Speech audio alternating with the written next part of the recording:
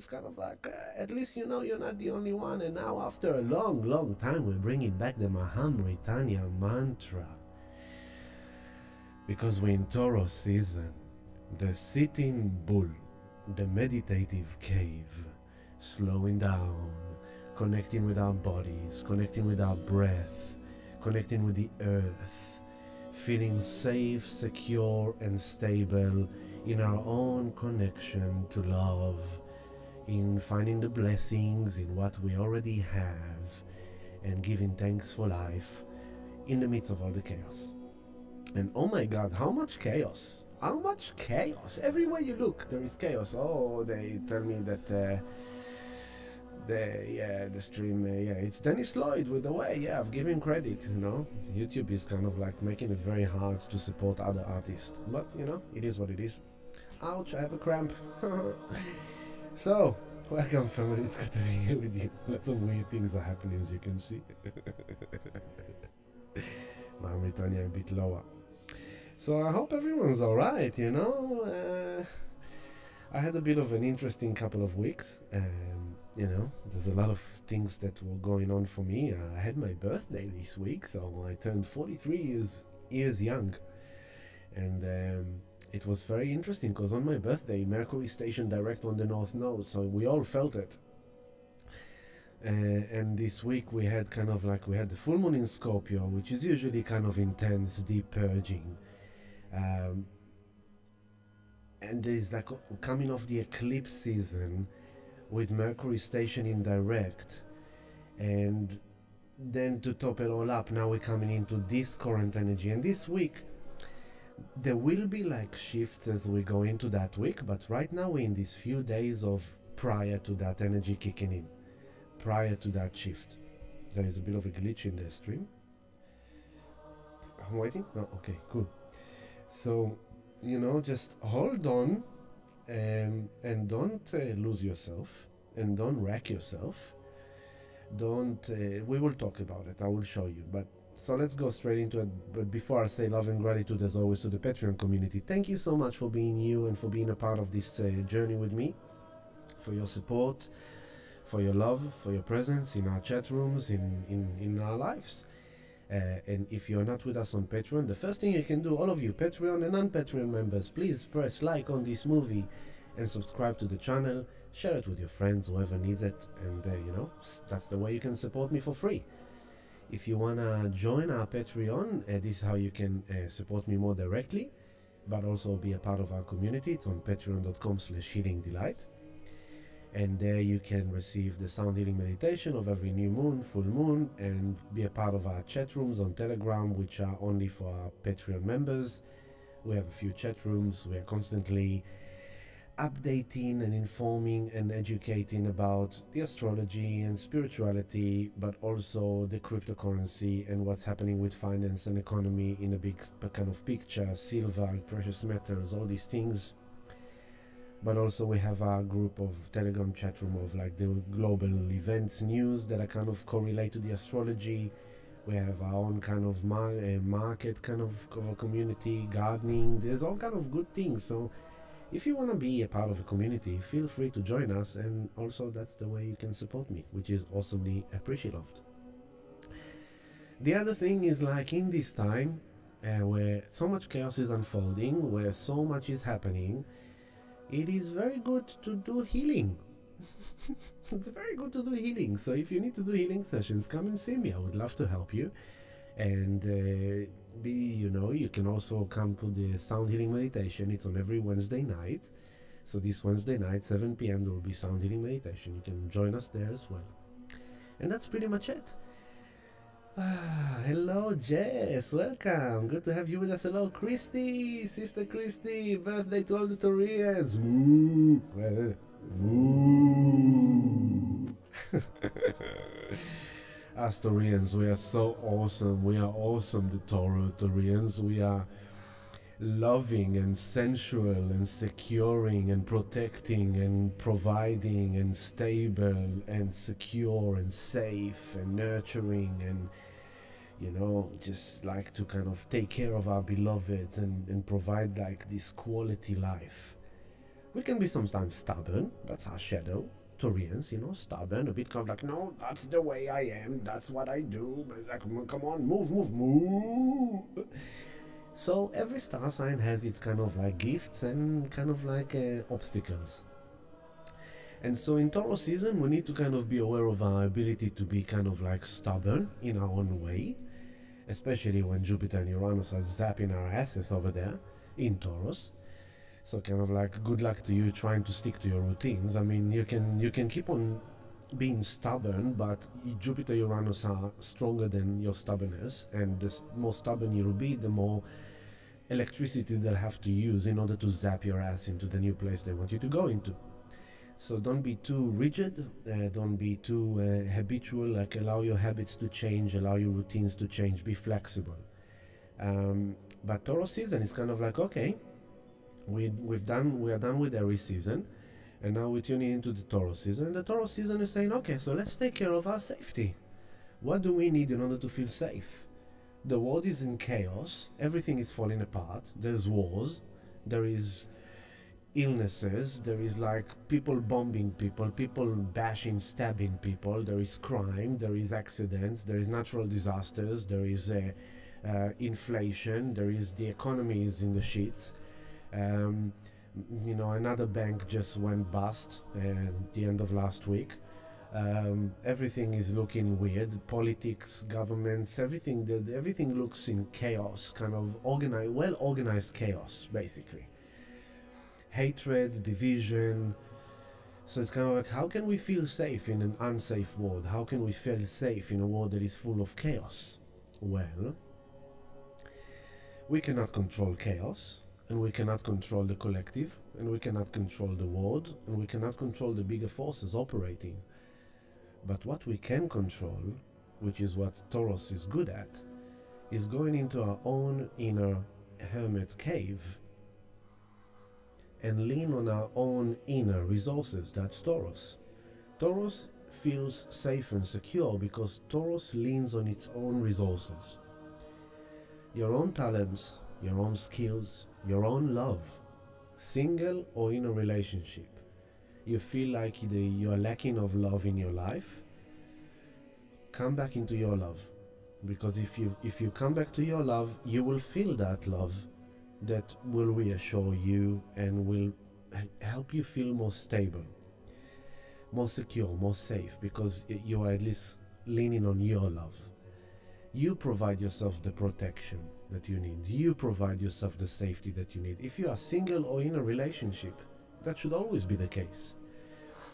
If you're in a relationship with your partner and you put in the hands of your partner the responsibility to make sure that you are safe and you are secure, then we've got some big troubles here, because everyone have insecurities. Some have big insecurities, some have small insecurities. So if you go into a relationship hoping that your partner will cover up your own insecurity by providing you the security that you need in order not to feel insecure, it will only last for a while until shit will happen, and then you will feel your insecurity. So the main idea is like, provide the security that you need to yourself that will be the healing balm to your own insecurities. You don't have money. Taurus, economy, money, finance. That's the Taurus season. The economy is in the shits, inflation, everything goes up. Petrol, last Friday when the thing between Iran and Israel happened, I told the community, fill up your petrol, it's gonna jump. It was $1.80, and now today I saw it at $2.30, 50 cents in 1 week. 50 cents when it was $1.80, that means that it's like 10, 20, 30, almost 40% increase in 1 week. That's a lot. So we can see like inflation, we can see cost of living rising, we can see like, all the interest rates now in America. Biden is trying to put the capital gain tax to 44%. So you can see a lot of things like the system is another cramp. Ow, that must be hilarious for you, but it's not for me. Yo, what a cramp. Ow, that's not comfortable. Ow. Why? Ow. But you see, you must be laughing your head off. But the thing is like, okay, a Taurus have a cramp, but only I know my body, so only I know how to solve my cramp. So it's like, okay, while I'm talking to you, I'm doing my stretch, my leg is stretching, right? I'm stretching that cramp. So it's again the physical body, Taurus. How do we take care of our physical bodies? Diet, habits of eating and drinking, exercise, these things that, we all could do better. So it's our physical body, it's our physical health, it's our physical money, our money in our bank account, the income we make, the debts or wealth we have, the investments, the assets, the finance. Hello, Jules, cramps. Yes. Hello, D. Lennon. Hey, Ami, sounds a bit like you're down a tunnel or something. Down a tunnel. Is that like better now? Or that's not a tunnel, that's a coliseum. I hope it's better now. Okay, so there was a bit of reverb left, I didn't take it down, that's why. So Taurus, our physical health, our routine and habits of eating, drinking, exercising, and maybe you've developed with all the last few years of all the things that we've been going through, maybe you've kind of let go a bit about your health and your diet and your exercise, and maybe your body is calling you now to kind of come back home and give it some love, pamper it a bit, like take care of it, improve your well-being basically. So that's one aspect. The other aspect is the financial. To kind of like, okay, maybe with Jupiter and Uranus there, is like it's a calling to reinvent your sources of income, maybe to create a new source of income, maybe to have another source of income. Leaning on your skills, leaning on your existing tools. Taurus is like using its own resources in order to create more opportunities. So kind of like, okay, economy is like that, the situation is like that, but how can I use what I have to create more income or to create another source of income? Do I really want to keep my money in the bank in the saving account, or do I want to put it in Bitcoin? In hint, hint. No, sorry, that was just something. What else? Taurus is a lot to do with sexuality. So your sexual life, your pleasures. Taurus is about pleasures. Give me some pleasures. It's like, where is that yummy pleasures in life, that massage, the sensual massage, the essential oils that you can smell and put on you, that bath with candles and kind of magnesium to kind of take care of your body. Maybe I need that for my cramps. Maybe indeed. Meditation, a walk in nature, Mother Nature, Taurus, Mother Nature. Connect more with nature, hug trees. Go and just spend 15 minutes, 20 minutes, half an hour near the beach or in a park or in a forest or in the mountain, and let Mother Nature energy restore your sense of well-being and your balance and give you that sense of Om Shanti, Om, inner peace, inner peace, inner peace. Your veggie garden, Taurus, your resources, your sources, your relationship, Taurus. Taurus is ruled by Venus. So all this time we're talking just about Taurus season, which we are in now because the sun is already on the 8th degree of Taurus. And so Taurus is your relationships, your family, your friends, reconnecting with friends. You feel lonely, you're alone, you feel lonely, you feel like nobody loves me. I always sing this song to Mali as a joke. It's like, all by myself. You know that song from the 80s, 90s? So it's kind of like, okay, you're feeling lonely, you're feeling alone. Lean on your own resources. Pick up the phone and call a good mate. Call a good friend. With no reason, with no agenda. It's like, hey, how are you? I haven't spoke to you for a while. And then suddenly you have a bit of a laugh. You have a bit of a story. And you end the call and it's like, oh, that was really nice. It's like the good thing I love about my birthday. It's like it's this day that you get phone calls from the people who love you truly. It's like my family members. All my brothers called me, my father, my mother. So it's like in one day you get this boost of connection. Spoke to my mom, spoke to my dad, spoke to my brothers, and it's kind of like, it's nice because it's a good reason to connect. Maybe hosting a dinner where you create a safe, sacred environment for your friends or family, and you come together and you share, you cut bread, you slice the bread together, and you kind of enjoy it. All things like that can kind of bring some pleasures into our life. Now, Taurus is also simple. Taurus is not like very sophisticated. Scorpio is sophisticated. Taurus is simple. Keep it simple, spirit. That's why. So I replace the stupid with spirit. Keep it simple, spirit. And it's kind of like simple pleasures. A walk on the beach is a pleasure. A sunset, a sunrise, it's a pleasure. Smelling a flower in the garden of your neighbor, it's a pleasure. Yesterday I bought a pineapple and I sliced the pineapple. It was so good. It was amazing pineapple and I was so enjoying it. I was like, oh my god, this pineapple is amazing. That's Taurus. It knows how to enjoy the simple pleasures of life. So if you are Taurian or not, this is the energy of Taurus season which you can connect with in order to get your medicine, right? So the medicine is provide yourself the pleasures even with what you have. Okay, you don't have money to buy pineapple. Okay, you can have a glass of water and give thanks for that. Okay, you don't have friends, you're very lonely. Okay, but you have a family member you can speak to. Or you have a therapist or a healer you can go to and feel that connection. Okay, you don't have money for healing. Okay, you can go into the beach and have a walk and just being around people. You can go to the city and just go around and walk around people.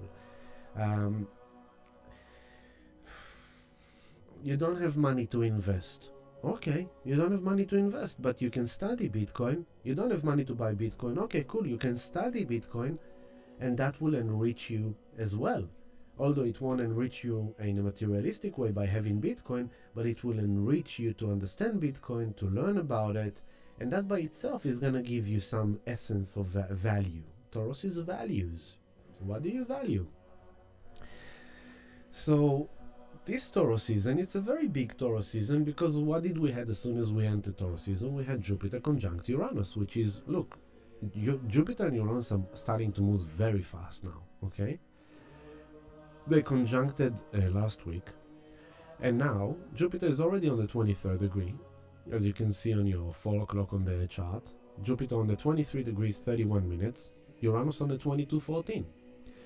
So Jupiter is already a degree apart, a degree and 20 minutes, a degree and 17 minutes apart from Uranus. It's still technically in conjunction, but it's starting to break.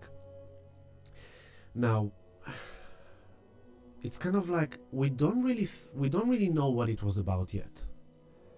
We know that it happened, we tuned into it, we understood what it means to our best ability, but we still don't understand how it translates in our life. It's still not showing, okay? Because while they were conjuncted, Mercury was still in this retrograde and stationing, and now Mercury is stationed on top of the North Node. So it's kind of like, and on top of that, if we're already talking about the chart now, let's move a bit away from Taurus season, although it is relating, right? Because Jupiter Uranus the conjunction is in Taurus. The last time it happened in Taurus, the Jupiter and Uranus met, was in 1941, which is World War II. So now you can also understand why, while they were meeting, literally on the same weekend they were meeting, that was when Iran attacked Israel, okay? And then what that created, that social media immediately started fueling the narrative of World War III. I got affected by it as well, because my family is there, my beloved, so it affected me a lot. But the thing is, like, and it's Taurus, is like, it affected me because I was afraid of my beloved's safety. Taurus. I wasn't, it didn't go too far. It was directly to what really valuable to me, my family, my friends, and their safety, their security. That's Taurus. So it's quite fascinating to see how the collective responded to the unconscious harmonic tone that is echoing from 1941 to now with Jupiter-Uranus conjunction in Taurus. It's very, very interesting. And we can just hope that this time we it's been like 84 years. We can hope that we are wiser and we don't have to go down that path. The I'm actually, D. Lennon said I might need more salt in my diet. I'm having more salt than usual in my food. And I was like, it's interesting. I'm craving more salt lately. But thank you for that. I'll take some magnesium and do some magnesium bath as well. But no, it's like it didn't happen. It just happened now. It doesn't happen frequently. Hello, Kylie B. Welcome. Awesome. Cool. So what is this Jupiter-Uranus thing? We spoke about it already in the past, but to bring another aspect to it, since we are in Taurus season, we just spoke about what Taurus is about. The values, the health, Mother Nature, resources, finance, investment, job, career, relationships, friendships, partnership, intimate partners, sexuality, pleasures, your physical quality of life. And now Jupiter, on top of the fact that Jupiter is that blessing and expansion and magnification, Jupiter is also ruling the higher learning. It's like higher education. University is ruled by Jupiter.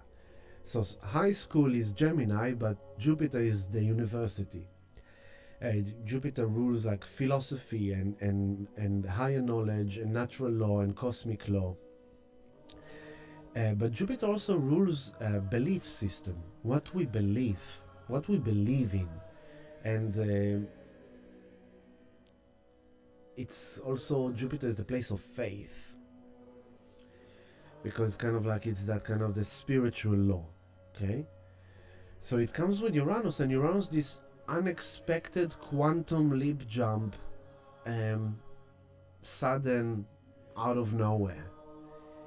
So this Jupiter-Uranus are kind of saying to us, look, beautiful humans, we are zapping your ass to the ground. Since 2020, we are pounding you non-stop. Since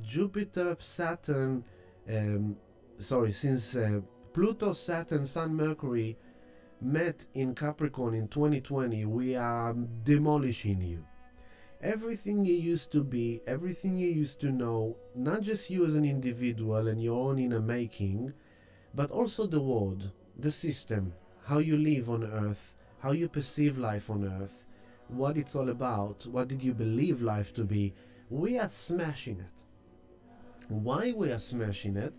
Because we are moving from the age of Pisces to the age of Aquarius.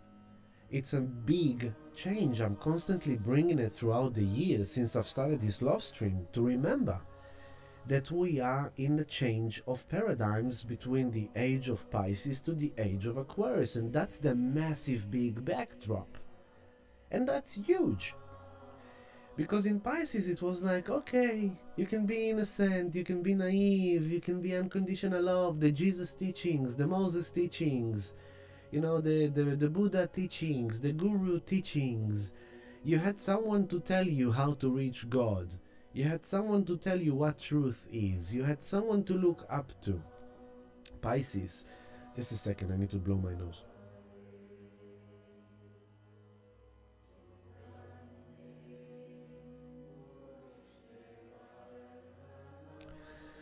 So that was the beautiful thing about Pisces. But that's kind of been demolished. It's no longer. So you can notice the exodus out of religion, exodus out of hierarchy, a hierarchy of like the guru or the rabbi or the priest, people more looking for their spirituality in different ways. And how do they do that? It's already Aquarian. You can already see the Aquarian elements through the internet, through technology, through blogs and podcasts and things that people consume through electronics, through the internet, connecting with other people around the world, other religions, other faith, other teachings. And through that they reshape a perception of spirituality, of connection to God, to spirit, to the universe. Who are we? Who are we? We are kind of like trying to figure out of who are we and what are we doing here as human beings, as humanity. So that's quite big. And then to add to the mix, now comes all the AI and all the robotics and all the technology, and it's like it's not coming like nice and easy. It's coming quantum. It's coming like parabolic, exponential. Boom. AI started 2 years ago, and now Google AI specialists are saying that the AI already within 2 years have managed to reach the IQ of Einstein.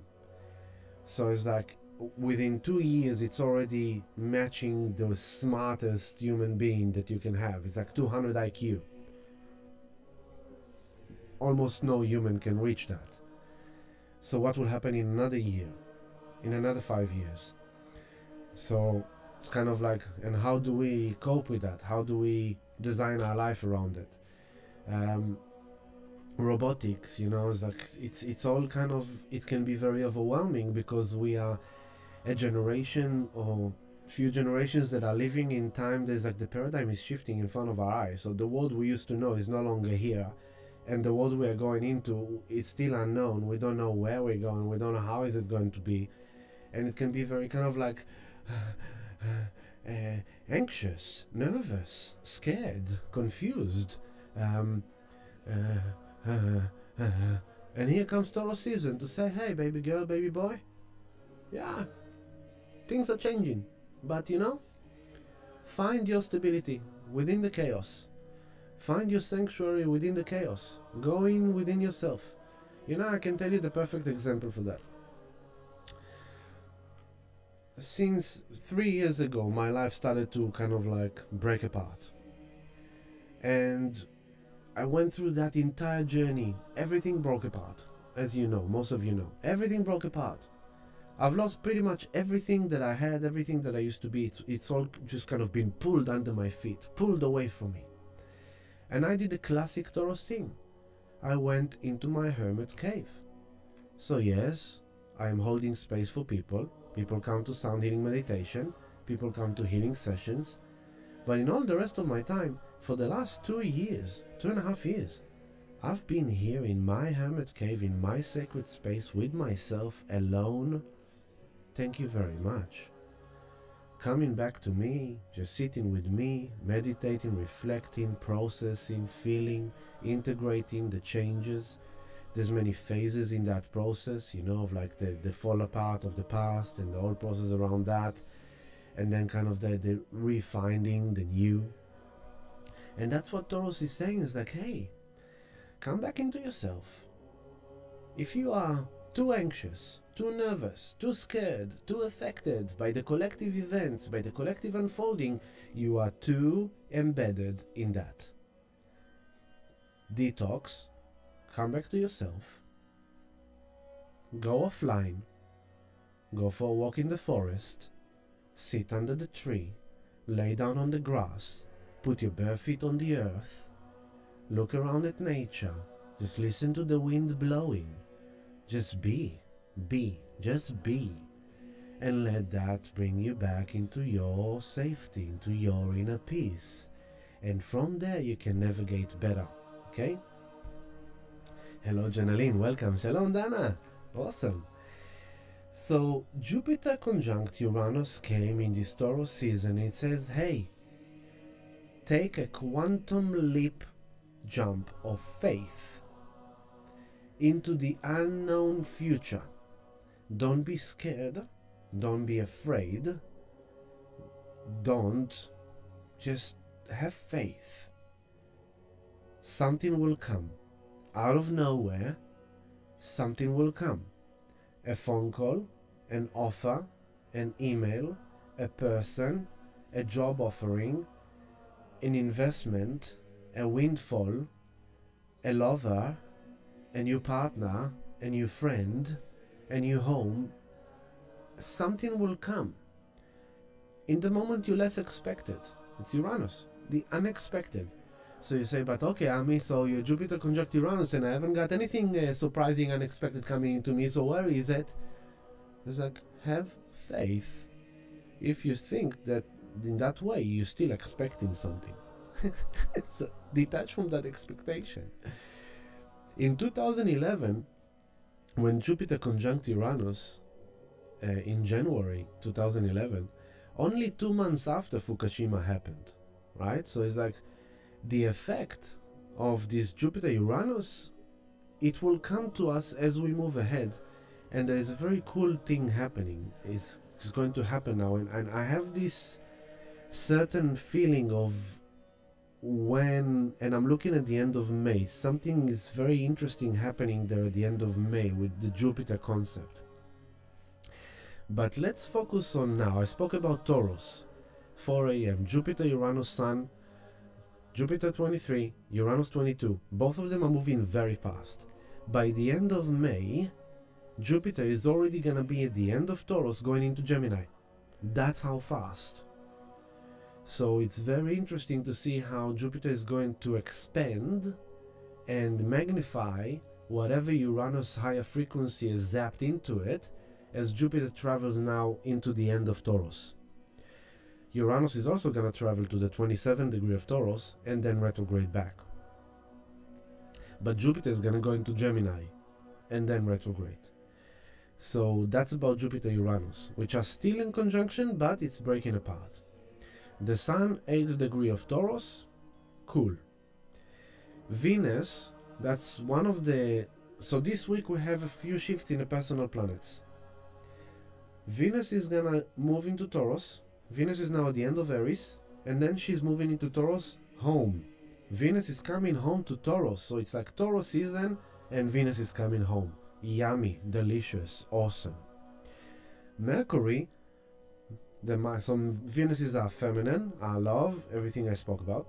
Mercury, the mind, the intellect, the thoughts, the perception, the realization, the thinking, the analyzing, the defining. It's been retrograding throughout since the eclipse season. So throughout all the eclipse season we had this Mercury retrograde.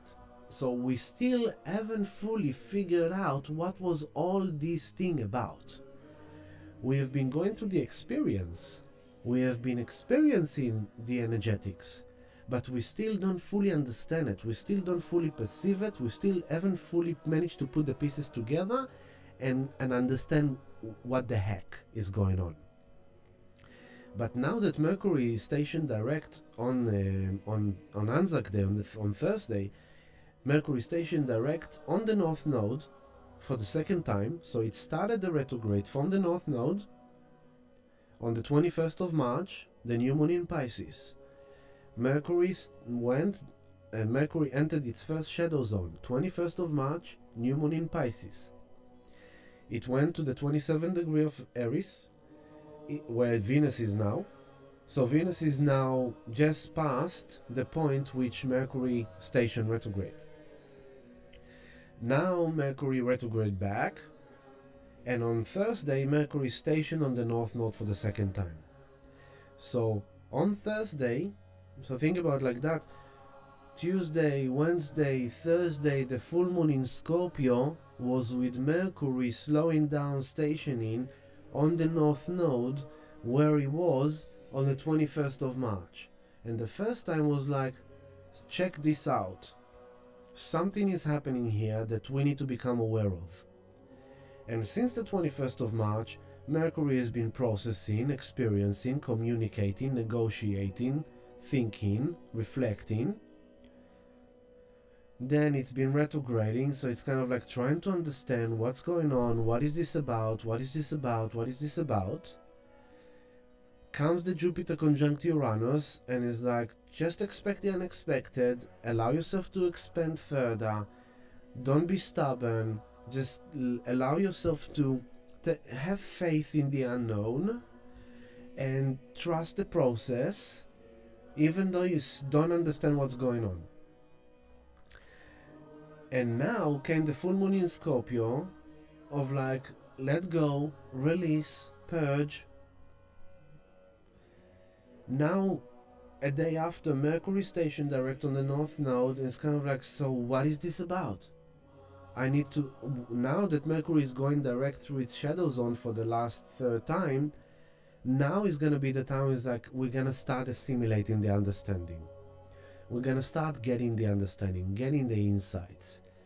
We're going to start defining. We're not going to be like, that's it, I've got it, it's done. No, we're going to start It's an initiation of the redefinition. Now remember that all this Mercury retrograde is happening in Aries. The ego, the self, the identity, the desires, the direction, the initiation, the action, the confidence, the courage, the bravery. Most of us are feeling not like those things because of challenges. But this Mercury retrograde is coming to help us to assimilate how to recreate, reinitiate, redefine our ego in a new way, our new self, because it's the North Node, future destiny. There's a future destiny calling here. So the North Node future destiny with Mercury is directly linked to this Jupiter-Uranus in Taurus conjunction, which is about this future expansion of a whole new self, being in relationship, being in a job, being in a career, in making the money, earning the money, the way you do your sexuality, the way you do your sensuality, the way you gain pleasures, the way you take care of your body, the way you relate to others. With the full moon in Scorpio, it was kind of like the release of old traumas, old pains, abuse of power and control. And all these Aries, there's a lot of Aries, Venus, Chiron, and remember the Chiron is in the backdrop as well, the whole thing with Chiron that we've been going through since January. So now Sun has passed through Chiron, Venus has passed through Chiron, Mercury went through Chiron, retrograded back through Chiron, and now Mercury is heading towards the third final time with Chiron. And I believe that when Mercury conjunct Chiron now for the third time, this will be something unlocked. We're gonna figure something out, we're gonna get something, okay? That is kind of like, it's almost like it's prevented from us. We're not fully getting access to understand what is going on. We know that we are going through process, we are in a metamorphosis, and in this metamorphosis we are shape-shifting, our identity is changing, our personality is changing, our desires are changing. How do we want to relate to people? How do we want to do relationship is changing. How do we value love? What do we believe love to be? How do we value our jobs, our incomes, our careers, our investment? It's all changing, but we still don't fully know what it's changing to. We just know that we are changing. And it's very cool because I meet people from all walks of life.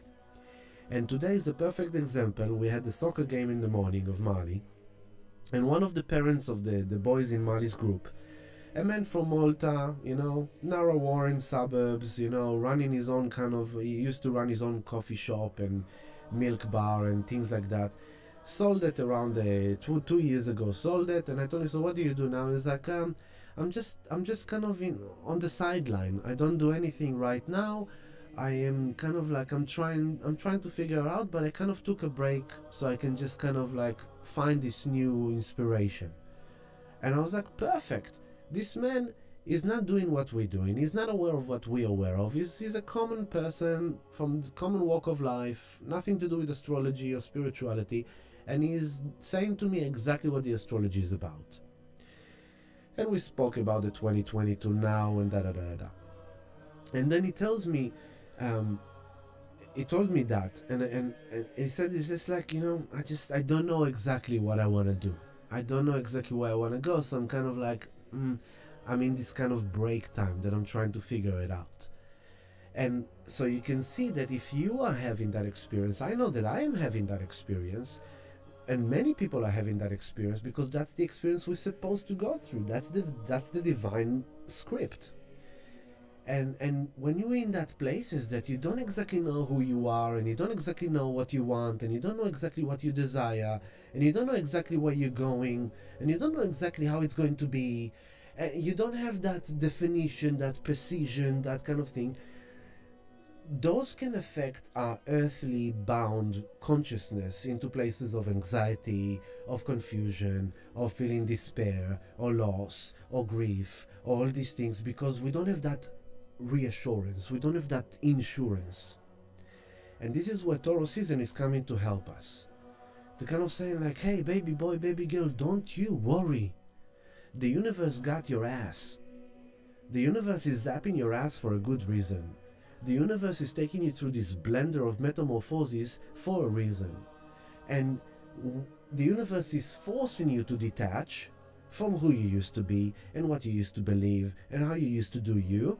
Although some of them, you used to love them, you used to be attached to them, universe is taking that away from you because it wants you to come to that empty, humble, surrendering place that you don't have a fucking idea what the heck is going on and you don't know where you're going. Can you find peace with that? Can you accept and surrender your inner struggle to the fact that it's okay to be in that space? It's a phase. It's another space to be in. And if you don't freak out, and if you don't panic over it, and if you just learn to accept it, then you are able to harvest Taurus season of feeling stable within the instability, feeling safe within the unsafety, feeling order within a world of chaos and insecurities, and there's no assurity anywhere you look around, okay? But don't fall into panic, don't fall into despair, don't fall into the fear, don't fall into doubts, don't fall into fear. Just don't. Taurus is love. Come into love, connect to the source of love. But how? I don't have a job, I don't have money. It's like, okay, I get it. But to be in a place you're panicking and scared and freaking out and anxious, that for sure is not going to help you finding any inspiration, any solutions, any progress.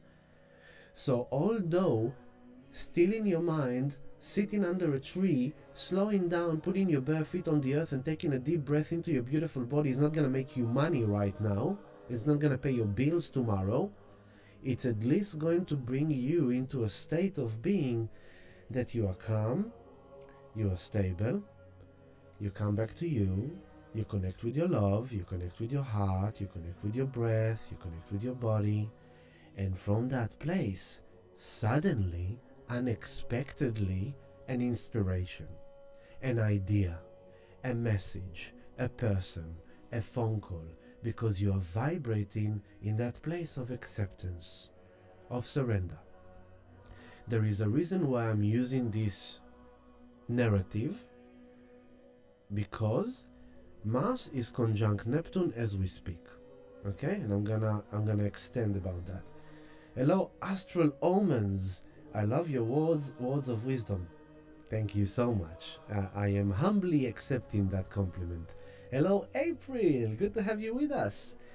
So, you see, we are now in that thing, but I want to reassure to you something. As this week unfolds, there's going to be shifts. Things are going to start to move. But we are now in that kind of like, it's not going, it's not moving. It's just like, please, don't do any stupid things. Don't chase any unconscious needs, desires out of place of despair. Put it like that. You are horny, you want to have sex. Don't go now to a pub, get drunk, and hook up to a one-night stand, because that won't be good. Not in this energy. No. Because you're acting out of despair. You're so horny, you've been so lonely for so long that you act out of despair just to get sex. It doesn't even matter what you sleep with as long as you get sex. That's despair. Okay? You want to feel good, you don't have money. Oh, but I do have like some credit on my credit cards and I want to feel a bit good. It's like, I'm just gonna go and buy myself something. And you go and you buy yourself. You spend money. You don't have money, but you spend money just to feel good out of despair. And that's not good for you either, because that money could pay your next bill. Okay? So things like that. And this got to do with Mars Neptune too. So back to Aries. Venus this week, in the next few days, ending Aries, moving to Taurus, which is delicious and very good medicine. Mercury is now on the 16th degree in your 6 o'clock. Chiron is on 20 degree. Chiron is now getting out of its shadow as well. So Chiron is out of shadow. Mercury on the 16 degrees of Aries has already he went to the 1558 to be with the North Node stationed there, and he's already back to the 16 degree. So he's now moving direct. And not this week, next week, beginning of next week, is going to be with Chiron for the third time. North Node is on 15, and look at that 6 o'clock, one of the big bands of this current energy. Neptune on the 28th degree of Pisces, 6 o'clock, 28:51, and Mars is on 28:18. So they are not conjunct exactly. It's going to happen tomorrow afternoon Melbourne time around 2 p.m. But it's already in play. Remember, always the build up to the conjunction or to the square or to the trine or to the alignment, that's the main emphasis of the energy. And when it happens, it's that pop, and then it's kind of fading away. Okay? Hello, Rebecca. Welcome. Okay, so let's talk about Neptune Mars. Mars in Pisces has been going on for a while. Let's see, let's remember, when did Mars entered Pisces? I'll go weeks back. There you go. Let's go a few more days. One more day. There we go. So Mars entered Pisces on the 23rd of March. So a lot happened in that 20 to 23rd of March that relates to now. Why? Because pay attention where Mercury was. Mars entered Pisces on the 23rd of March. And what did I say? Here it is. No, here. I'm just tuning the chart into here. If you look at your 9 o'clock, 10 o'clock, you will see the 19th of March, Mercury was with the North Node. 19th of March, okay? So before I said 21st of March, it was the 19th of March that Mercury was with the North Node, and it was, 19th of March, Mercury started his retrograde, 12 o'clock. 12 o'clock, Mercury was with the North Node, entering its shadow. So from the 19th of March, Mercury traveled to the end of Aries, he retrograded back, and he went back to this place on Thursday. So this Thursday, Wednesday, this full moon in Scorpio with the Mercury slowing down to station in, it's relating to that energy of the 19th of March. Okay? Then Mars kicked into Pisces on the 23rd of March. Okay? And Mars entered Pisces when Venus was with Saturn. Now, let's bring it back to now. And now you can see at your 6 o'clock that Mars is now with Neptune at the 28th degree of Pisces, which is the end of Pisces. So, if I'll take it to tomorrow at 2 p.m. There we go. And a bit back. There we go. There we go. So the exact conjunction at your 2 o'clock on the chart, 28:52 of Pisces, the exact conjunction of Mars and Neptune is at 2 p.m. and 16 minutes tomorrow. Okay? So Mars conjunct Neptune. We have all this Aries energy, which is ruled by Mars. Mercury with the North Node. Future destiny calling. Where is my future destiny calling? I'm trying to understand. I'm trying to figure it out. Where am I going? What am I supposed to do? What the heck is going on with me? Who do I want to be? Who am I anyway? I don't know who I am anyway. I'm not who I used to be, but I don't know what I'm becoming. It's kind of like I'm trying to tune into this future destiny calling, but it's like, hello, future destiny. I'm trying to hear what you're saying. Can you please? No, nothing. Future destiny, something. A bit unclear. We still don't fully get it.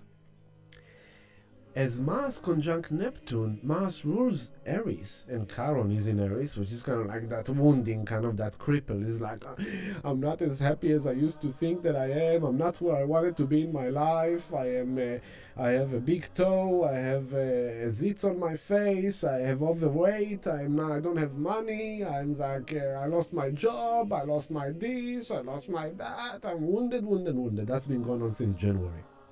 But now we're starting to come into that healing phase of it, that breakthrough. So Mars, the ruler of Aries, is been in Pisces since the 23rd of March. All right, so it's kind of a month, 5 weeks. And Mars is not a big fan of being in Pisces because Mars is the general of the army, is that warrior. He knows where he's going, he knows what he wants. Desire, hey baby, I want you right here, right now, yeah. That's Mars. Hey, I've got this special thing, you should buy it, sell it. That's Mars. It's like, no, I want you to listen to me, that's what I want you to do. That's Mars. It's like, no, I don't like that, thank you. That's Mars. But it's in Pisces. It's kind of wishy-washy. It's like it's not in his full power, it's in that 12th house. It's the ending. It's the place of surrendering. So it's like the best thing to think about Mars in Aries, in Pisces, is kind of when Mars is in Aries, a baby is born and he's starting to form his identity. When Mars is in Pisces, that's the old man knowing that he is dying, is literally dying, and he's realizing that who he was and what he did in his life and everything he's created, his business, money, kids, children, grandchildren, relationships, all his story is about to end. So there's no reason to hold on into it anymore. He's been forced to let it go, to detach. It's the end. That's it. I'm going back to source. So that's Mars in Neptune. Let me just fix the Mahamritanya mantra because it's about to end on us. Yeah, there we go. So Mars in Pisces, the warrior is kind of like, a bit drunk, a bit kind of like aloof, a bit hazy, a bit dreamy, a bit not so clear. I'm just kind of like, the best way to look at it is like Mars is like, I said it back then, the warrior is in his Viking ship in the ocean, and he doesn't know where he's going. It's like if you've seen the Vikings on Netflix, in the first season, it was like when he first sailed away from his land to discover a new land, and he got to, I think it was Sussex in England.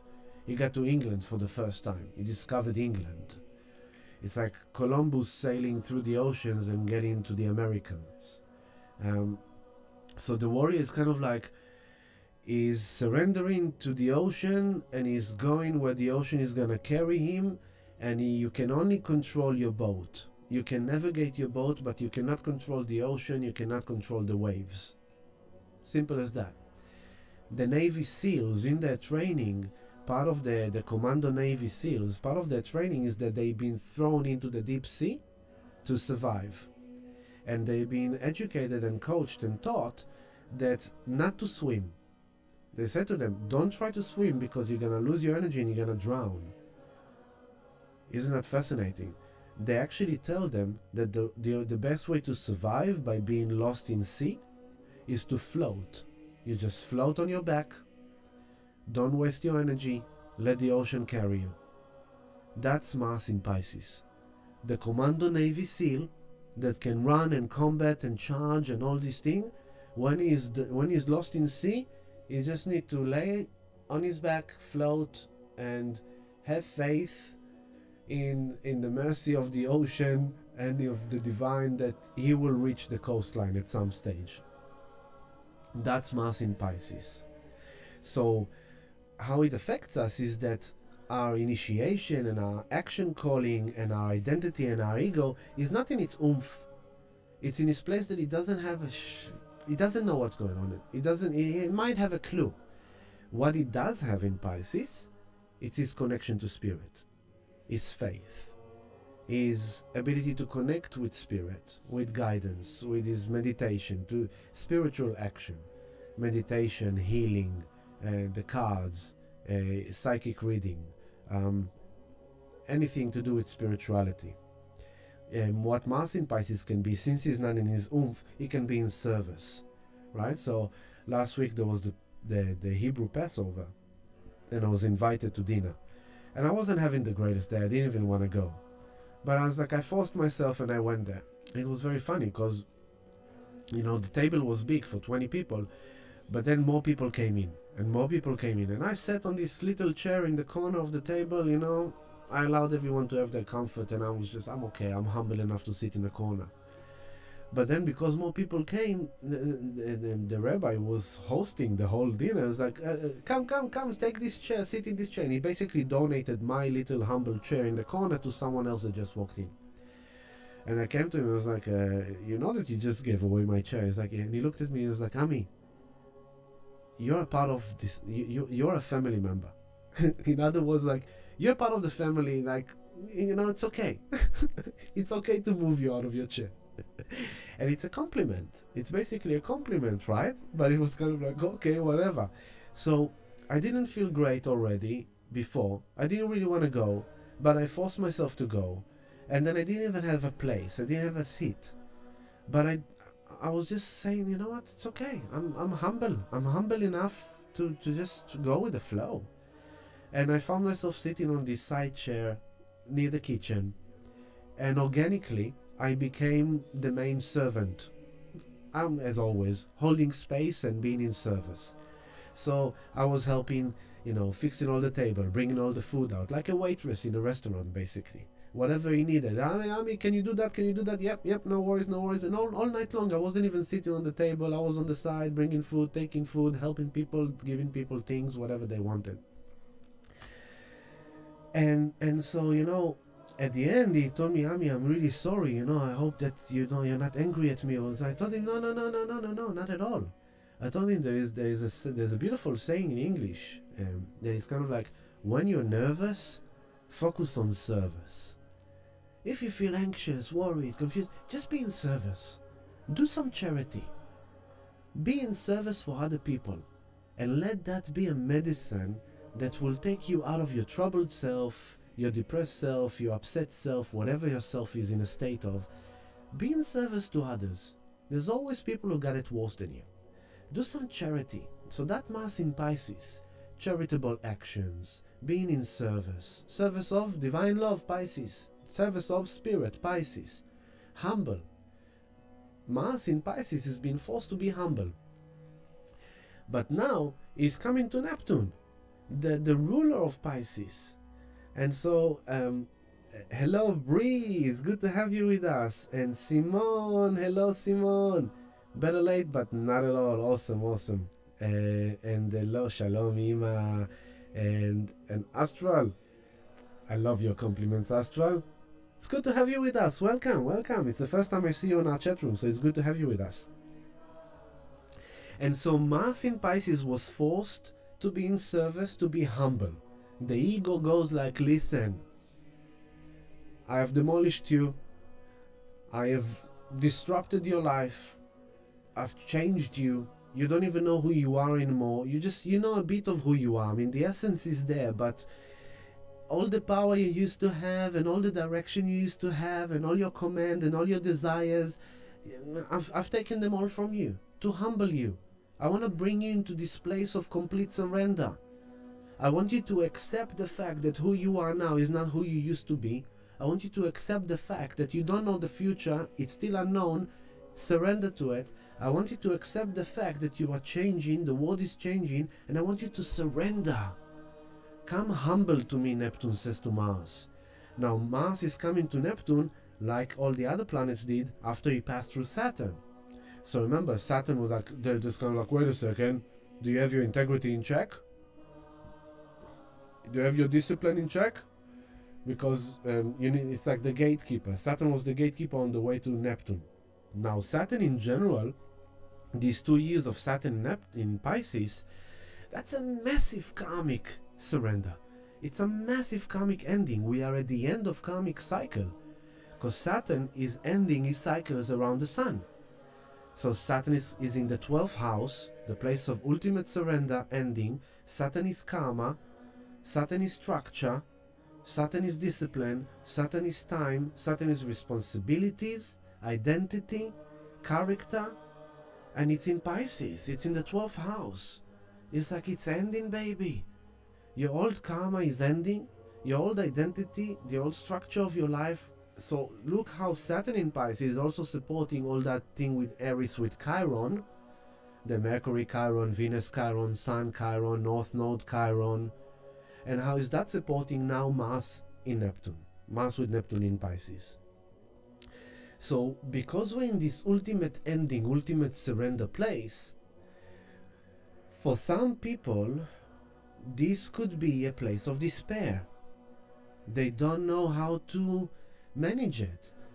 Maybe, you know, people that are too dependent on their ego, too dependent on their need to be in control and assertive and initiate, and their drive and their motives and their desire, they can be in despair. Like, I don't know what to do anymore. It's like everything's, I'm done, I'm over, I'm giving up. So it's like people can take overdose. People can suicide.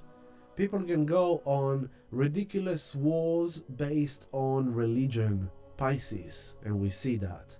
People all around the world protesting one against the other. What are you protesting about? What do you think you know? That's the thing. That's what Neptune is saying to Mars.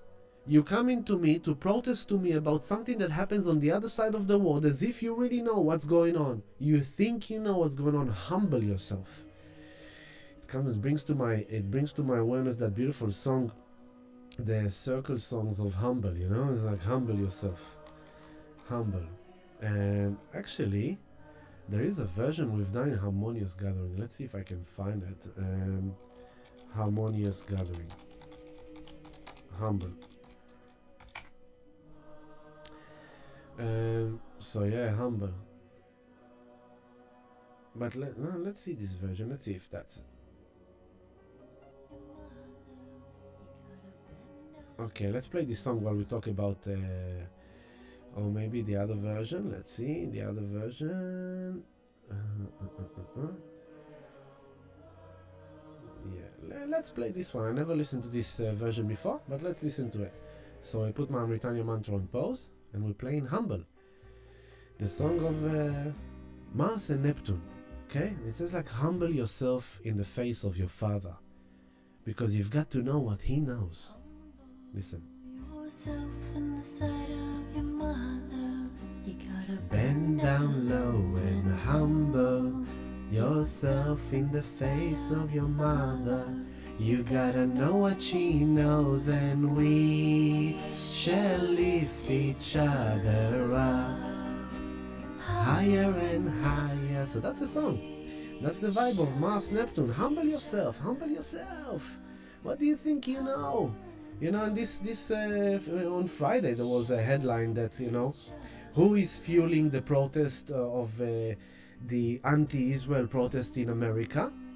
George Soros, which is known to go to places that are shaky and push them over the edge, because what he's doing is shorting their currency, and then he's creating like a turmoil that makes the currency of the place drop, and then he makes heaps of money. So what he's doing is he's basically paying people to fuel those protests into hatred, into chaos.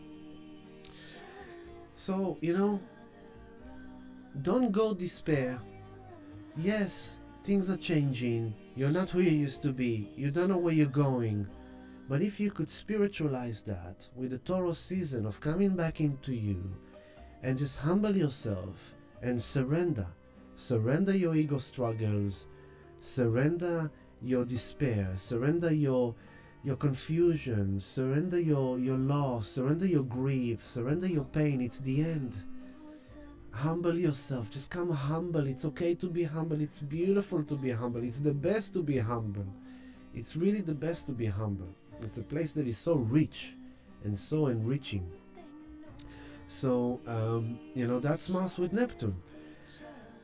On the shadowy aspect, as I start saying with the despair, people, you know, Neptune Pisces, escapism, substance, drugs, alcohol, you know, just shopping, sugar, just kind of like unconscious. Pisces is the unconscious, and the subconscious, it's kind of like out of despair, out of confusion, out of all this, you go and you take unchecked actions that are based on despair. Like I said with the beginning, with that example, you didn't have sex for a while, you were horny, and it doesn't matter to you what you have sex with as long as you have sex. So you go to a bar, you get drunk, and you sleep with a person you don't even know. In the morning you wake up and you're like, what the fuck, why the fuck did I just had sex with this person?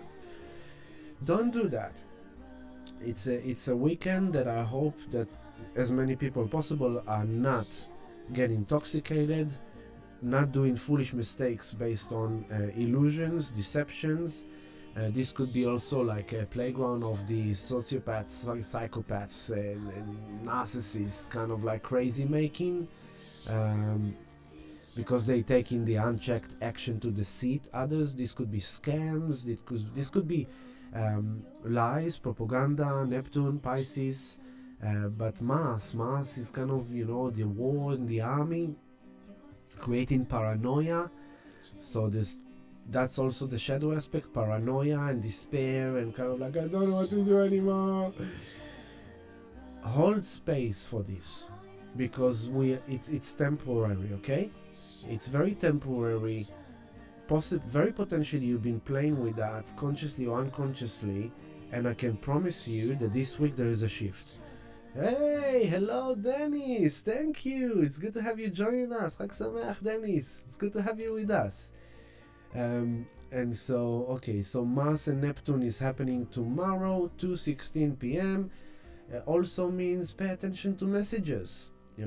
Maybe you are getting messages. Maybe I'm giving you some messages. Your intuition. If you don't go despair and paranoia and all these things, and you don't do uncheck things that can actually sabotage you, because also remember that this Mars Neptune, Mars rules Scorpio, and we are coming to this Mars Neptune as we just passed the full moon in Scorpio. So it's like the full moon in Scorpio has triggered release of some deep stuff, and you don't want to act on shadowy, scorpionic kind of desires and lust for money, and lust for wealth, and lust for sex, and lust for power, and lust for control in this unchecked way, because you're in a bit uncomfortable place that you're going to basically repeat cycles that you don't really want to repeat. Thank you. This was by Patty Music, Humble. But let's go back now to Mauritania Mantra. So you don't want to do that, because remember, Saturn in Pisces is saying whatever you do, make sure it's with spiritual integrity, because I'm checking you. I'm checking you to see if you have learned the karmic lesson we have been teaching you for the last 30 years. The last time Saturn was in Pisces was 30 years ago. So take yourself back 30 years. We're looking at 1994, 1995. 1995, 1996, where were you? What was happening? I know that was like I was 13 years old, turning into the man, okay? And since then I went through this phase of growing up to be a man, and here I am now. I was like, thank God this karma is ending. So you see, I'm a good demonstration of someone who went through hell and into Shambhala all by myself with nothing, and everything was taken away from me. And although it was hardcore, it was intense, it was full on, I'm in such a free place now that yes, I don't know where I'm going. I have no idea where I'm going. I have no idea how my future life is going to be like. I don't know how next week is going to be like. But I've been through so much that I don't give a fuck. I've surrendered it completely. It is what it is. I am where I am. The phase I'm in, it's the phase I'm in. I accept it. I surrender to it. I don't struggle with it. I don't fight with it. I don't try to change it. I accept it because I know it's a phase. And I know that I'm supposed to be in this phase because I'm learning something from this phase, that I still don't know what I'm learning from this phase, but I know that sometime soon it's gonna click, and I know.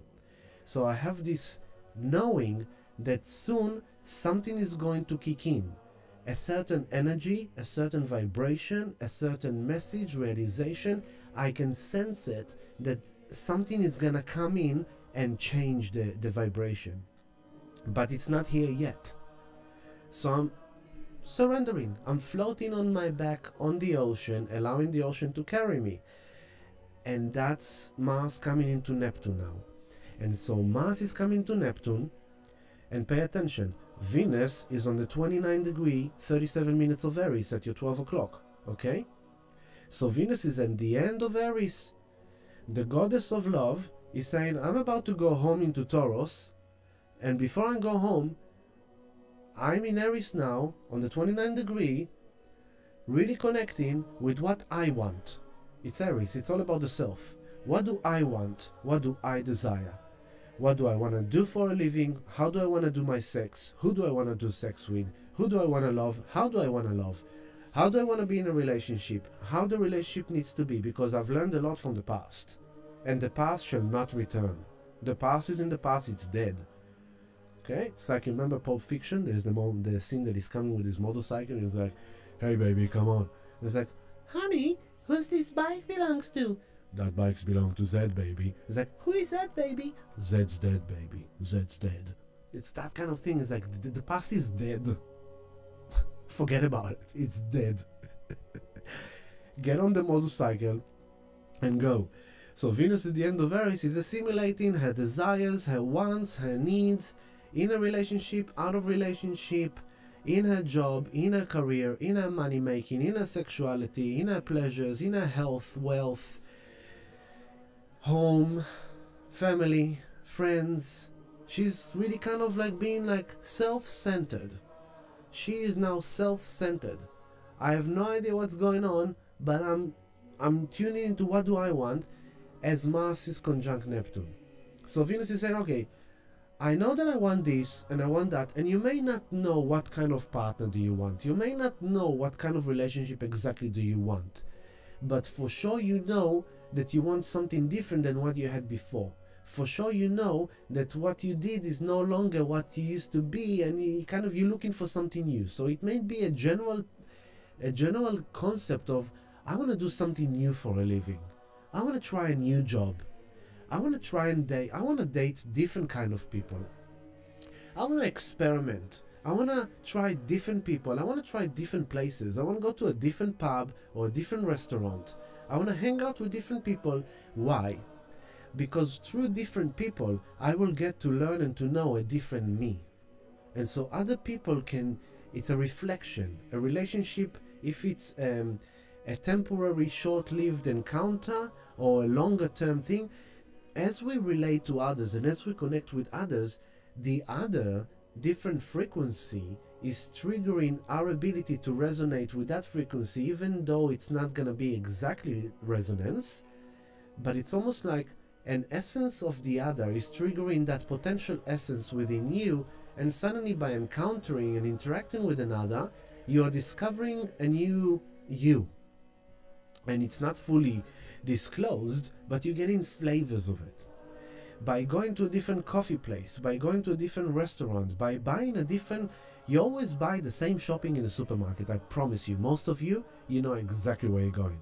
You know, to the same supermarket place. You know your routine, you know your thing, you take your trolley, you scroll through, there's like thousands of products, but you know exactly which 30 products do you want. And you know exactly where you want to buy your lettuce from, and where you buy your avocado from, and where you buy your tofu from, and what company of a tofu do you like, and what kind of herbs do you like, and what kind of multivitamins do you like, and maybe try to buy a new kind of lettuce, because there's different lettuces, you know. Maybe try spinach instead of rocket.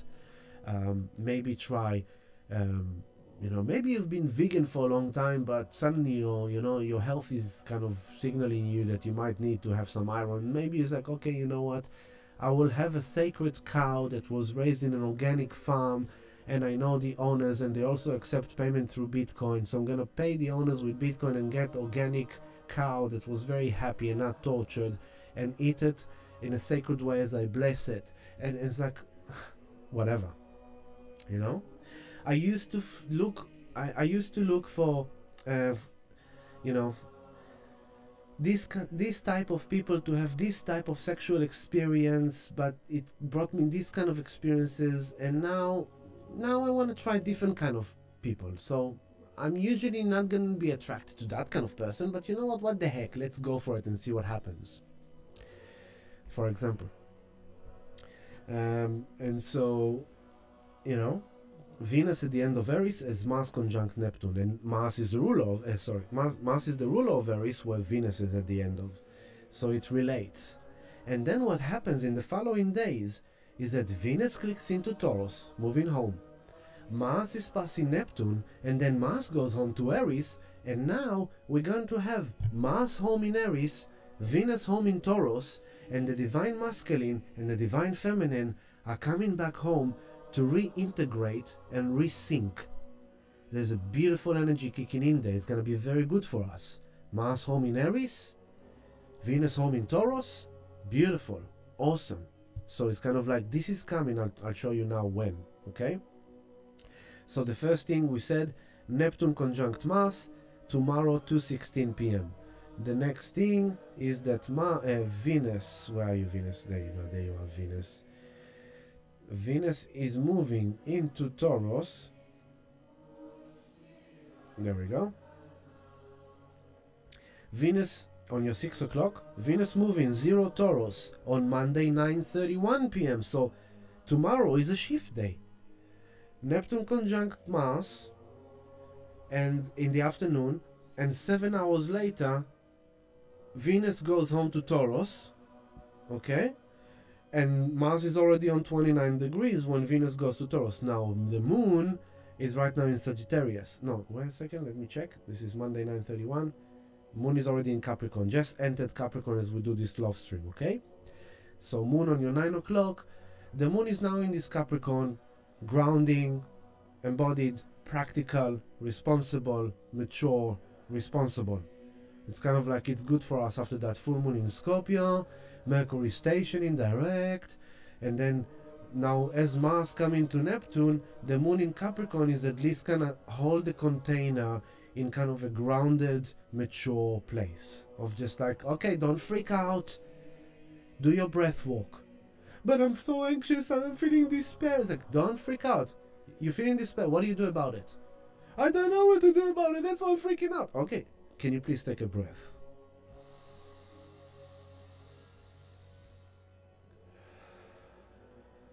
I'm still feeling despair. Take another breath.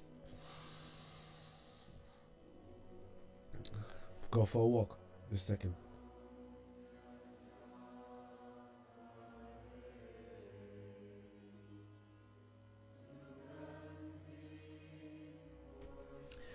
So the moon in Capricorn is going to help us kind of like, you know, still be responsible, mature, control it. Okay?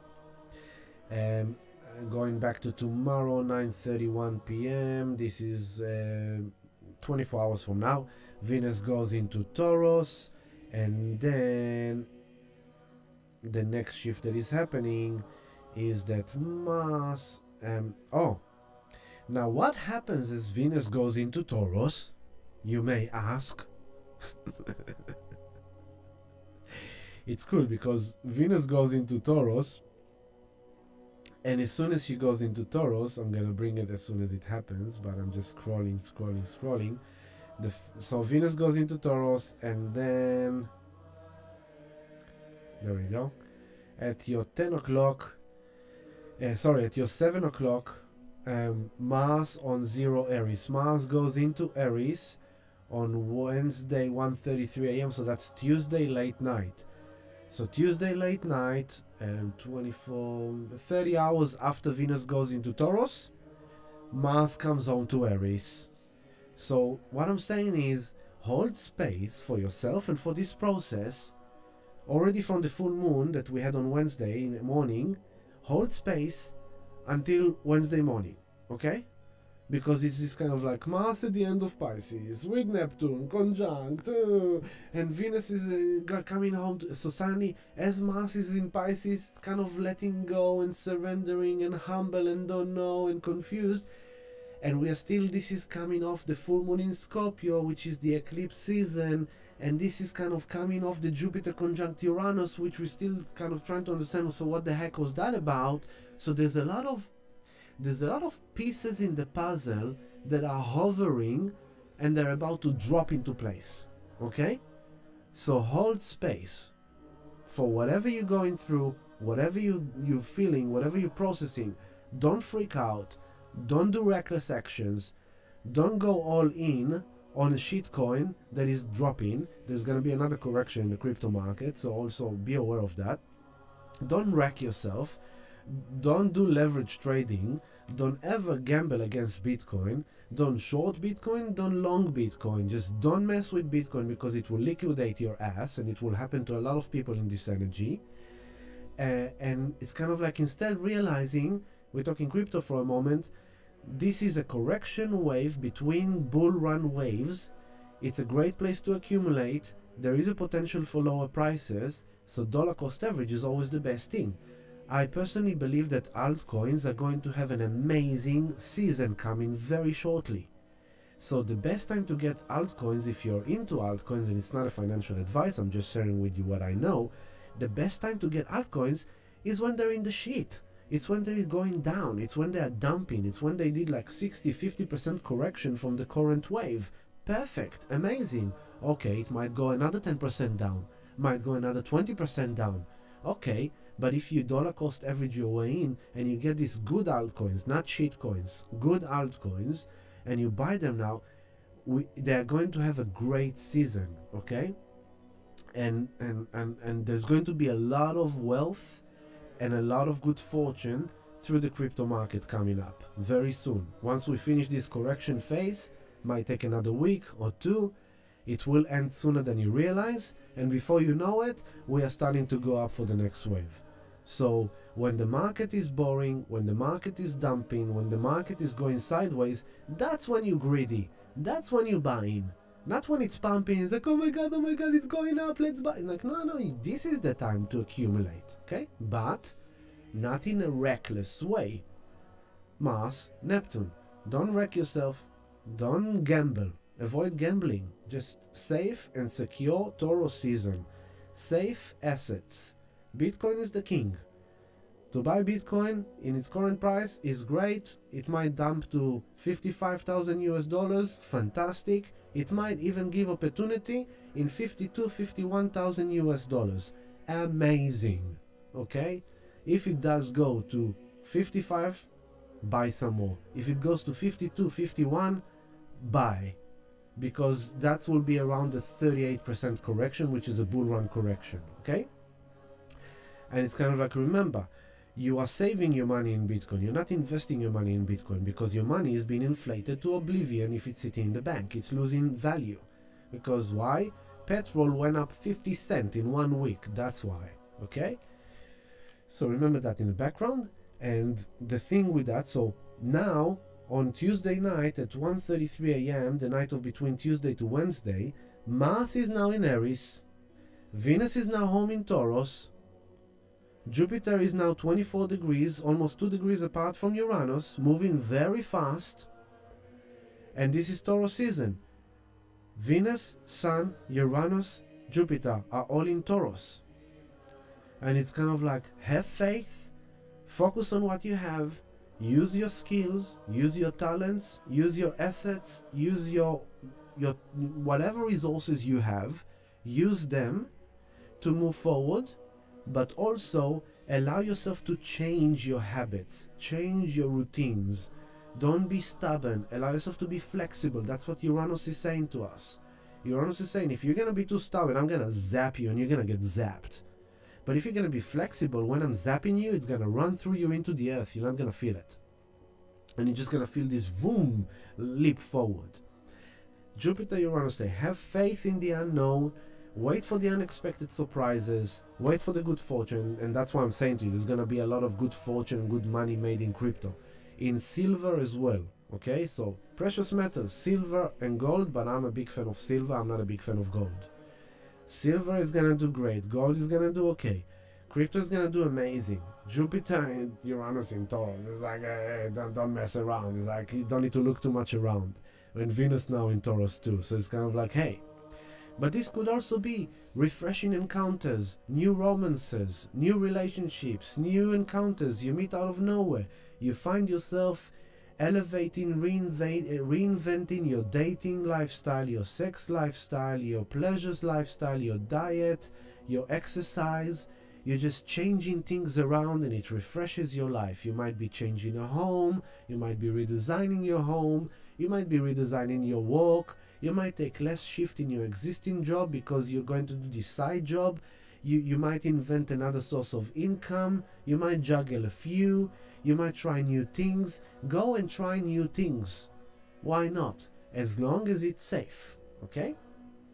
Because now that Venus is home in Taurus, we are talking about the goddess of love and pleasure, Aphrodite, coming into her kingdom and spreading the love and feeling good, yummy feelings, pleasures, nice, friends, family, dating, sexing, kissing, hugging, loving, a yummy chocolate cake, a yummy carrot cake,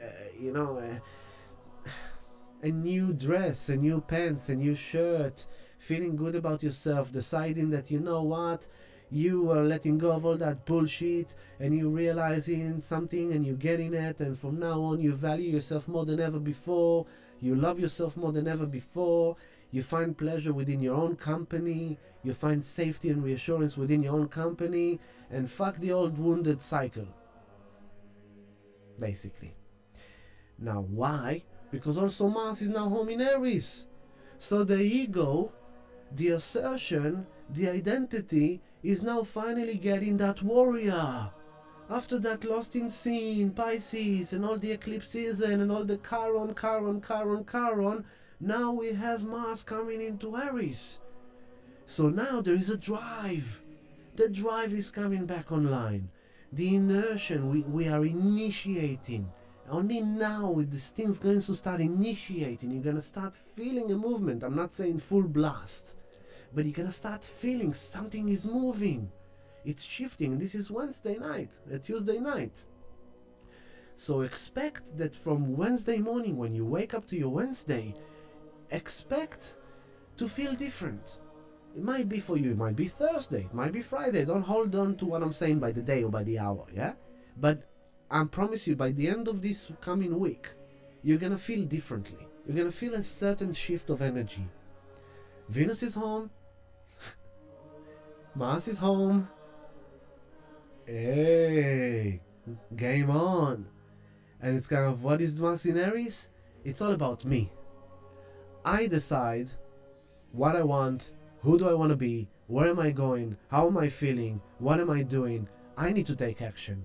It's up to me to take action to change my life. It's up to me to take action to feel better. It's up to me to take action to get a new job, to find a new job, to make more money, to invest more money. It's up to me to pursue what I want. Okay? And Venus, yes, and I want it to be delicious, and I want it to be loving, and I want it to be safe, and I want it to be pleasures, and I want to have fun, and I want to enjoy life again.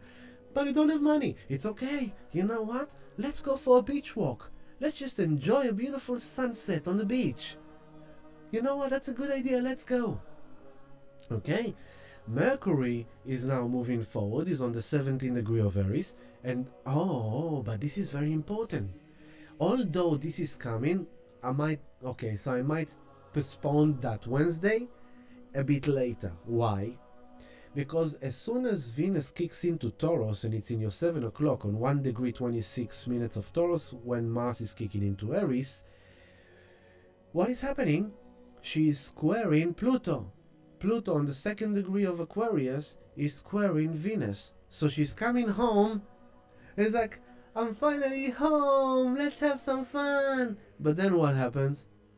Her roommate invited these weirdos, friends that she never met before, and she comes and is like, who the fuck are these people, man? It's like, I'm coming home, I want to have fun in my home. It's like, I wasn't expecting you to have these guests. So Pluto in Aquarius, the world and other people may be challenging. It's a square, confronting. Power struggles, power dynamics, control dynamics. And as soon as Mars kicks into Aries and Venus begins to square Pluto, the moon is coming to Aquarius and is going to be with Pluto. So let's go to the moment that the moon is conjunct Pluto. Oh, sorry, I've passed it. So the moon will conjunct Pluto exactly on Wednesday 5 a.m.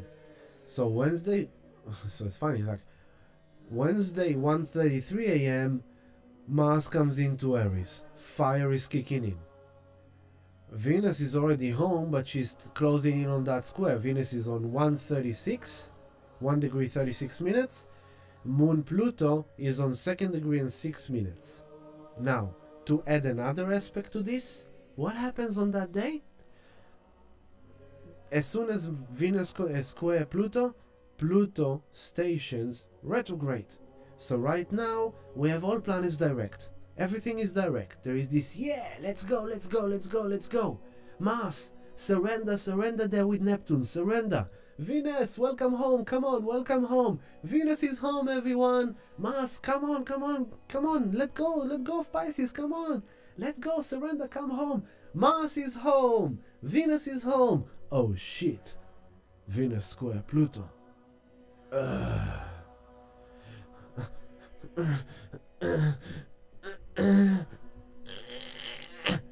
Pluto, power, control, conflicts, challenges, unconscious, people, the world in Aquarius.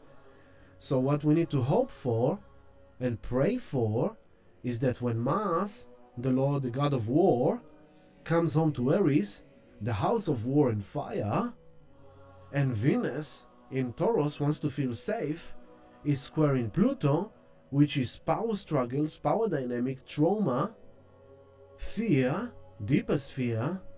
We just need to pray that those, the Rastafari, they call them bomboclats, those arrogant fools who are up there pressing buttons won't press buttons, so we won't find wars going around. Okay? So that's what we need to pray for, and it's potential. Okay? So there is that energy. The God of war coming home to Aries, boom. You poked me, I'm blasting you. Venus square Pluto. Oh, how dare you tell me who to be? How dare you controlling me? And what else happening in the background? Mercury on 17 degree of Aries is closing in on Chiron for the third time. So the communication and the information is again vibrating on that wounded. You bombed me, I'm bombing you. You hurt me, I'm going to destroy you. Because that's what we need to pay attention to and be aware. Mars home in Aries. Venus in... I need to protect my land. I need to protect my country. I need to protect... My stream is frozen, so I'm gonna wait for a second. Okay, it's back. So it's like Venus in Taurus, we're going to feel the need to protect ourselves, to protect our beloveds, to protect our countries, protect the land, protect the nation, to make sure that our nation is safe, our people are safe. Mars in Aries, and we don't mind going to war for that. If you're going to threaten my beloveds, I'm going to fight you. But then Venus is squaring Pluto. Again, that's a struggle. That's a conflict. Okay? And the moon is with Pluto, so it's going to be felt very intensely. So I'm just saying there is a potential for something unfolding in the world on this week that we need to pray for peace. And then the Mercury comes to Chiron, is like, this is reminding me how you already wounded me when Mercury passed through Chiron for the first time, which was around the end of March, 27th, 28th of March. Mercury passed Chiron. That was the first conjunction. Then the second time was 10 days ago when Mercury retrograded back on Chiron, and that was on the eclipse, I think. And now Mercury comes for the third time. So that's on the collective, that countries may feel wounded by other countries, and now that Mars comes to Aries, they are ready to go to war, because Venus home, they want to protect their nation and their people, and it's in conflict with Pluto, so the world is challenging and there is a confrontation, and that's the potential. Bringing it to ourselves, Mercury Chiron is building up in the background, so Venus comes home and she really this is where she belongs, this is what she wants. Mars comes home, he's willing to take the action, but Venus is squaring Pluto. The moon is with Pluto exactly on Wednesday 5 a.m., but the exact square of Venus and Pluto will be on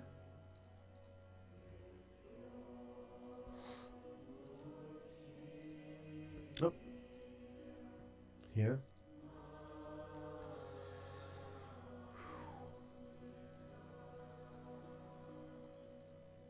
I noticed that as soon as I was talking about the W, the string got frozen. Interesting, huh? So Wednesday at 2:26 p.m. So Tuesday to Wednesday, big shift. Okay, those will be like the hot spots. Right now we have this Mars with Neptune. Surrender, be humble, humble yourself, humble yourself. Comes Tuesday night, Venus is already moved into Taurus. Venus moves into Taurus.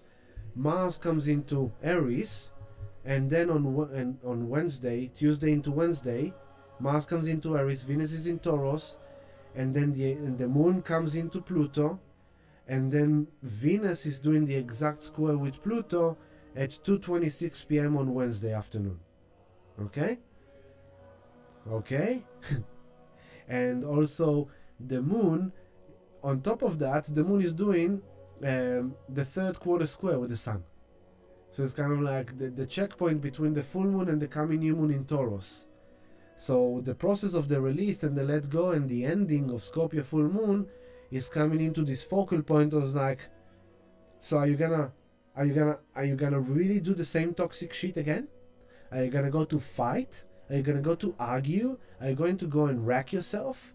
Are you going to go and again repeat the old toxicity?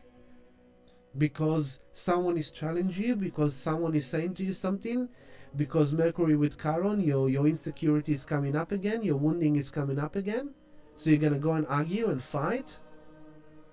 Or take reckless action? Checkpoint, checkpoint, checkpoint, because this is the checkpoint between the full moon in Scorpio and the new moon in Taurus. So it's kind of like, hey baby boy, baby girl, we are heading towards a very powerful Taurus season, a very powerful new moon in Taurus, a new simulation of a new home, a new family, a new relationship, a new essence, a new sexuality, a new pleasures, a new fun. You don't want to do the same toxic shit. And so Tuesday, Wednesday, pay attention to your behavior, and if something happens in the world, also don't freak out and don't fall down to that. Do what we said at the beginning of the stream, Taurus season.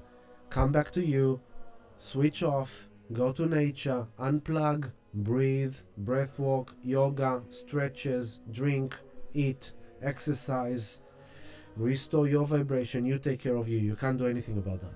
If the bomboclats decide to start bombing each other, we can't do anything about that, basically. Okay? And so this exactly the shift. And then once we pass this square between Venus and Pluto, then it's flowing. Okay? I'll just chat room for a second. Bharat, blessing, Bharat, Rukshika, Trishan, late but resonating, awesome, similar vibes with the Vedic astrology. Yeah, of course, they always resonate. Awesome. We know what we don't want, Astral, exactly. Simon, what a divine place me, I surrender to what's coming. Good on you, baby girl. Bless you for bringing your updates for us all. Oh, thank you, Simon. You're awesome. You're always awesome with your gratitude and feedback. That's one of your gifts, Simon. One of your gifts. So once we come to this point of Wednesday, and by the way, sound healing meditation, Wednesday 7 p.m, Venus square Pluto. Mars is home in Aries, Venus is home in Taurus, Venus square Pluto, while the moon is third quarter square with the sun. Sound healing Wednesday night will be needed, will be essential, will be necessary, and I will help you because I'm a Taurus. You want to come to a Taurus house on this energy to kind of feel safe and regulate and restore your energy. Come back into love. Come back home into you. Breathe. Listen to the sounds. Smell the oils. Hold the crystals. Be on your comfortable bed with your blankets and your pillow. Come join me. Wednesday 7 p.m. You're gonna love it. Woohoo! So, Wednesday is the shift day. Wednesday is the shift day. Okay? Now pay attention in the background. Neptune here on your 2 o'clock. 28:56. Neptune is coming to the 29th degree of Pisces. The critical end degree of Pisces. And Wednesday, the next thing that I wanted to talk about, I mean, of course, you can see that there's a lot of alignments happening there between the planets here. There's the sextile between Aquarius to Pisces to Aries. There is the trine. The trine's going between the Taurus to Black Moon Lilith, interesting enough. So if I go now to Thursday, on Thursday, Venus is already on the 3rd degree, breaking apart from that square. So let's say that come Thursday, Friday, and there is a different vibe. Mars is home in Aries, free to go, go, go. Venus is home in Taurus, free to go, go, go. She's passed that Pluto in kind of test. That square to Venus square to Pluto, it's an evolutionary Pluto test of your soul, not to do the same unconscious bullshit, okay? Not to fear, not to panic, not to get paranoid, not to get scared, not to go into despair. No, no, no, no. Mars is in Aries. Your ego self will be there for you. Use your ego self to initiate a new self, a new way. You're not gonna know exactly how it's going to be exactly, but just initiate. It's just an initiation. Comes this Thursday. From now into Wednesday, hold space, don't freak out, okay? Come Tuesday, Wednesday, big shift with a bit of a challenge. Pass through that challenge, pass through that test, don't fail, succeed, triumph, overcome, be flexible, change how you react, change how you interact, change how you facilitate, change, okay? And then once you pass through this, come Thursday, Friday, and Venus is out of Pluto, she can go now to Taurus, towards the Sun, awesome. And Mars is now in Aries, he can go now towards the North Node, future destiny, to initiate that after the North Node has been with all the personal planets. North Node has met with the Sun, it has met with Venus, it has met with Mercury, it has met with Chiron. Now Mars comes home to the North Node and said, okay, so let's take this shape into the future. Boom. Okay? And Venus now comes home and she's gonna go towards the Sun. And there's gonna be a new moon in Taurus. And then she's gonna meet Uranus. And then Venus is gonna meet Jupiter or the 28th degree of Taurus. At the end of Taurus, just before Jupiter is gonna change into Gemini, we're gonna have Jupiter conjunct Venus at the end of Taurus. Boom! The rewards, the expansion, the awesomeness, that's what I'm seeing coming for us, okay? So this week, hold space, testing, the end of this week, shift. Something feels a bit better. Something about Jupiter.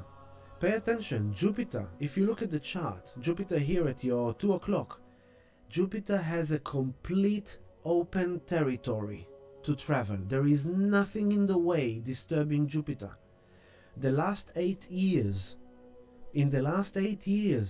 Jupiter, the planet of expansion and growth and abundance and blessing, it had to meet all the big planets for reconfiguration.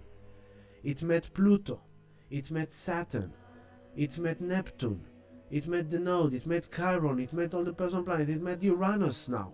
And now after he met Uranus, Jupiter is free. It's free to expand and explore and grow, and there is nothing standing in its way. It's amazing, okay? And as Jupiter is now free, I'm gonna take you now by the days. First of all, just to give you a bit of a hint into next week. Next week, pay attention what's happening on next Monday. I'm gonna come at you on, I hope to come in Thursday night, okay? But what happens on Monday, the next Monday, the 6th of May. May is going to be a very interesting month. Oh, no. Bring it back. Before there's one more thing important to mention this week. We went all the way. There you go. As Venus passed Pluto, this is fascinating, right? As Mars is now in Aries and Venus passed Pluto, there you go, on Thursday, early morning Thursday, 4 a.m., 4:30 a.m., 5 a.m. Melbourne time Thursday, Pluto here at your 12 o'clock, station in retrograde. And it goes retrograde when the S turns to red. There we go. It goes retrograde on Friday for around 4:30. You want it? Okay, let's be precise. Okay, I hear you. I can hear you. It's like, no, tell us the exact time. Okay, the exact time. Okay, no problem. So the exact time. There we go. Pluto goes retrograde on Friday at 3:47 a.m. 6 months until October. Okay, Pluto goes retrograde. And when Pluto goes retrograde, it's a time of reassimilation of everything got to do with power and control in our soul evolution. So there's going to be like this Pluto retrograde. I feel that it's going to be a good one because it comes after all these eclipses and all this Chiron energy we had. And now Pluto is going to help us as it's retrograding. By the way, it retrogrades from now, from the 2nd degree 6 minutes. It's going to go back to Capricorn for the last final time in September. September to November, Pluto is going to be in Capricorn for the final 2 months of our lifetime. Okay? And so you're going to see from now, and don't fall down the traps and the FUD, you're going to see from now the Capricornian system, the old structure of the old patriarchy and the old banking and the old government and the old institution and the old system. They know that Pluto is coming back to Capricorn. So now they're gonna try to put their final trick on the CBDC and the blocking ways to buy Bitcoin. You're gonna see banking starting to put restrictions, banks starting to put restrictions on how much cash you can withdraw, how much you can't transact to crypto. You should do the CBDC, regulations, scaring people away, all these kind of things. It's this final bridge stage, okay? So expect that to unfold from now into the end of the year, especially to come to a climax September, November. It's going to be also very fascinating because Pluto is going to be in Capricorn in the time of the USA elections. And it's directly linked to the USA because reminding you that the 28th degree of Capricorn is the Pluto degree of America. So Pluto is coming back to that Pluto return of America. It's not touching exactly, but it's coming close to it right in the election time. So this election time in America is going to be like no other time. It's going to be very interesting to see what will unfold there. There's going to be a lot of stuff going on there. But also be aware of the old system pulling their tricks to kind of do all kind of things. So expect it. And when it happens, don't be shocked. It's going to be obvious to us. And so Friday, 3:47 a.m., Pluto goes retrograde. We will talk about it more when I come at you on Thursday. I hope I'll come at you on Thursday. And then we'll talk about this in length because it's already 9:50. And then I just wanted to take you to that Monday. On that Monday, the 6th of May, it's going to be an interesting. Did I go too far? Oh yeah, 6th of May. Okay, so pay attention Monday, 7 a.m., 7:45, 7:47 a.m. Pay attention to your 10 o'clock on the chart. Moon in Aries. Moon is coming on top of Mars in Aries. There's going to be a lot of fire. There's going to be like Moon with Mars, then the Moon with the North Node, and then Moon with Mercury conjunct Chiron. So next Monday, Mauritania Mantra going back again. So next Monday, I'm giving you a hint towards next week. It's going to be very interesting. Another shift on Monday because Mercury is coming to Chiron for the 3rd time. Of that, now I get it. Now I can see what it is. Now I understand what it is. And it's very strong because Mars is home in Aries and Venus is home in Taurus, and Jupiter already passed the conjunction with Uranus, and now Mercury comes for the 3rd time to Chiron to get it. Something clicks, the healing shift arrived, the key unlocks something, and to make it even more auspicious, as the Mercury conjunct Chiron, the Moon is also in Aries together with Mars, then later on with the North Node, and then later on it will be, there we go, fascinating. Pay attention, 3 o'clock, Mercury, Moon, Chiron, all on the 20th degree, okay? Very interesting. So And this is in a dark moon phase. This is literally a day or two before the new moon in Taurus. So as we come into the new moon in Taurus, the moon is gonna go in Aries on top of Mars home, on top of the North Node, on top of Mercury conjunct Chiron, and then it's coming home to Taurus to join Venus and the Sun in the new moon in Taurus. And so this is a very important cycle from now into the new moon, full moon in Scorpio to the new moon in Taurus, where it's gonna be a bit uncomfortable. There's shifts happening. It's not all gonna happen at once. This week I told you what it is. Hold space, don't lose it, don't do silly things, don't go drunk and drugged and sex reckless actions. Just don't do any unconscious actions that could sabotage your progression into the life you really want. Don't go and now pick up some date that is repeating the same old bullshit. Wait, because the life you really want, it's coming. It's coming.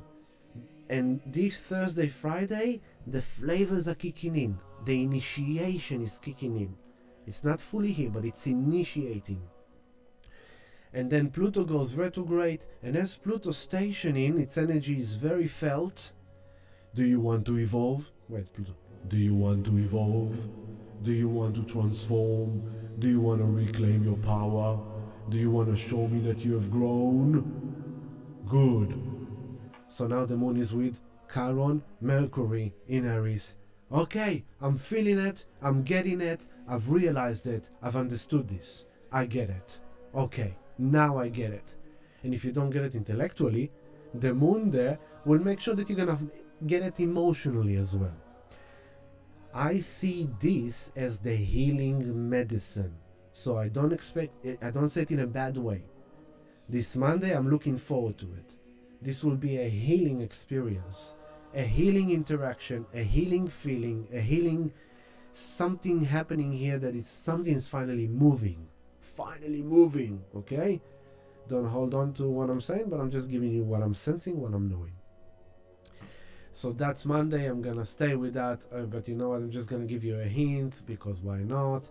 And as the moon passing that, moon comes into Venus, and then the moon comes into the new moon in Taurus.